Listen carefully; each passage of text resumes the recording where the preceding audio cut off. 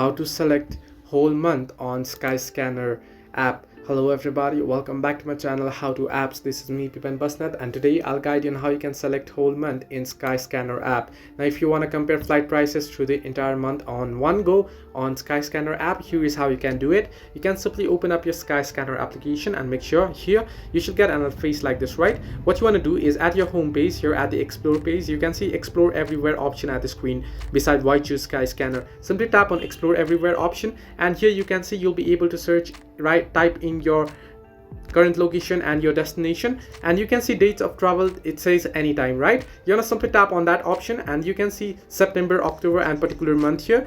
Now you beside every month you can see select month option. Now let's say you want to select the October. I want to search in for the October month. You want to simply tap on select month option that you can see on the screen, and then tap on done option at the bottom right corner of your screen. And once you do so, the October has been selected. You can see October month has been selected. So this way you can select whole month on Skyscanner. Hope this helped you. Do like and subscribe, and do not forget to leave a comment down below if you have any further issues.